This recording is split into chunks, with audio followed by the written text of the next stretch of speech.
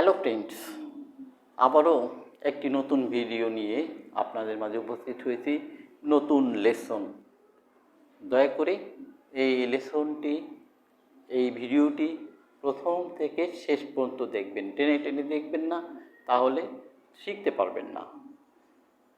প্রত্যেকটা শব্দ, প্রত্যেকটা ওয়ার্ড খুবই গুরুত্বপূর্ণ, তাই দয়া করে সম্পূর্ণ ভিডিওটা দেখবেন। এবং শুরুতেই অনুরোধ করব যে ভিডিওটা দেখে একটুখানি ভালো লাগলে একটা লাইক দেবেন, কমেন্টস করবেন এবং চ্যানেলটা সাবস্ক্রাইব করে দেবেন। সাবস্ক্রাইব করে পাশে থাকা যে বেল আইকনটা বাজিয়ে দেবেন, যাতে যে কোনো ভিডিও আপলোড করলে পরে আপনার কাছে সেটা নোটিফিকেশন আকারে চলে যায়। তো আসুন আমরা ক্লাস শুরু করি। আজকের লেসন ক্লাস, আমরা বলি ক্লাস 17, আর লেসন হচ্ছে লেসন ইউজেস অফ স্ট্যান্ড। এই যে স্ট্যান্ড ভার্ব, এই স্ট্যান্ড ভার্বের ব্যবহার আমরা শিখব। স্ট্যান্ড কথাটাকে আমরা সকলেই শুনেছি, কিন্তু স্ট্যান্ডের যে অনেক অর্থ সেটা হয়তো আমরা অনেকেই জানি না। আসুন আমরা সেই স্ট্যান্ডটাকে শিখি আজকে।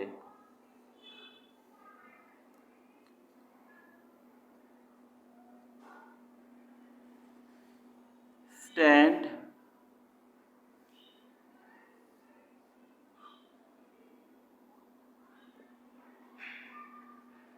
স্ট্যান্ড মানে, প্রথমেই আমরা স্ট্যান্ড মানে কি জানি, যে দাঁড়ানো। এই দাঁড়ানোটাকে আমরা যদি একটি বাক্য করি, যে সহজভাবেই বলতে পারি যে ইউ স্ট্যান্ড হিয়ার। বলতে পারি যে he is standing here, I am standing here. এরকম বিভিন্ন রকমের you stand a little time, stand a for a little moment, বিভিন্ন রকমের আমরা বলতে পারি স্ট্যান্ড দিয়ে। এবার আসি আমরা, স্ট্যান্ড হলো দাঁড় করানো। স্ট্যান্ড দাঁড় করানোর ক্ষেত্রে আমরা স্ট্যান্ড বসাবো। যেমন আমরা যদি বলি যে যদি তুমি এখানে বা এই পজিশনে নিজেকে দাঁড় করাও, তাহলে তুমি বুঝতে পারবে, তোমার এই পজিশনে নিজেকে দাঁড় করানো উচিত। এরকম আমরা বিভিন্ন বলতে পারি। আমরা যদি এটা লিখি যে you should stand yourself. You should stand yourself. নিজেকে তোমার দাঁড় করানো উচিত at this position. আমরা যদি এখানে বলি যে এই অবস্থানে তোমার নিজেকে দাঁড় করানো উচিত, অথবা আমরা বলতে পারি যদি তুমি নিজেকে দাঁড় করাও তাহলে বুঝতে পারবে যে এটা কত কঠিন। বিভিন্ন রকমের আমরা সেন্টেন্স করতে পারি স্ট্যান্ড দাঁড় করানো দিয়ে। আমরা এরপরে আসি স্ট্যান্ড মানে থামা। থামার ক্ষেত্রেও আমরা স্ট্যান্ড শব্দটা ব্যবহার করতে পারি। যদি আমরা বলি the train will stand here, the train will stand here, অর্থাৎ ট্রেনটা এখানে থামবে। এরকম আমরা বলতে পারি যে বাস এখানে থামবে না, আমরা বলতে পারি। এরকম বিভিন্ন ধরনের সেন্টেন্স আমরা বলতে পারি থামা দিয়ে। তারপরে আমরা স্ট্যান্ড হলো অবস্থিত। অবস্থিতর ক্ষেত্রে কোনো কিছু কোনো জায়গায় অবস্থিত, সেই ক্ষেত্রে আমরা স্ট্যান্ড কথাটা ব্যবহার করতে পারি। যদি আমরা বলি যে Dhaka is stand on the Buri Ganga river. Dhaka is stand on the Buriganga river. Dhaka Buriganga নদীর তীরে অবস্থিত। আমরা যদি বলি যে এখানে একটি জুট মিল অবস্থিত, এরকম বিভিন্ন রকমের আমরা অবস্থিত দিয়ে আমরা করতে পারি। এবারে আসি যে স্ট্যান্ড হলো টিকে থাকা। টিকে থাকার ক্ষেত্রেও আমরা স্ট্যান্ড ব্যবহার করতে পারি। যেমন যদি বলি যে in spite of trouble, in spite of trouble he stands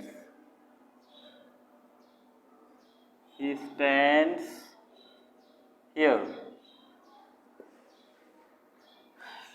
বাধা থাকা সত্ত্বেও, in spite of trouble সমস্যা থাকা সত্ত্বেও সে এখানে টিকে আছে।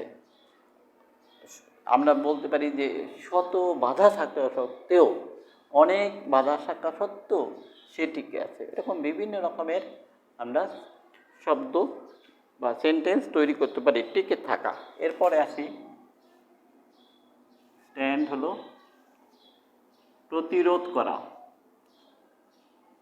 প্রতিরোধ করার ক্ষেত্রেও আমরা স্ট্যান্ড বসাবো।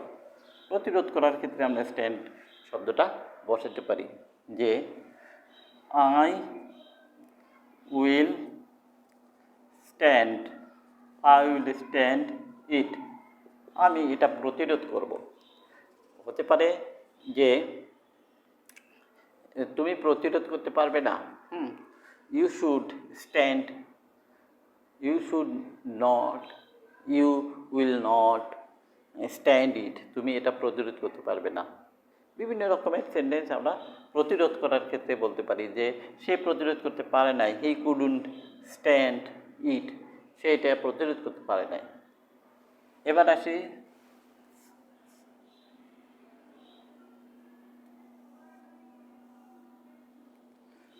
প্রতিরোধ করার ক্ষেত্রে আমরা বললাম। এবারে আমরা বলতে পারি যে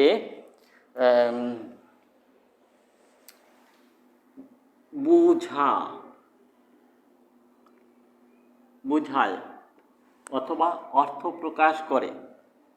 কোনো কিছু বুঝায় বা অর্থ প্রকাশ করে, সেই ক্ষেত্রে আমরা স্ট্যান্ড বসাই। যদি আমরা বলি যে হোয়াট ডাজ স্ট্যান্ড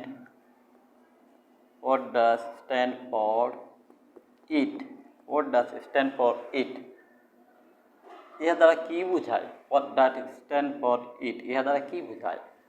হ্যাঁ, এরকম আমরা বলতে পারি যে, অথবা ইহা দ্বারা কি প্রকাশ করে, ইহা দ্বারা কি অর্থ প্রকাশ করে, আমরা এভাবে বলতে পারি।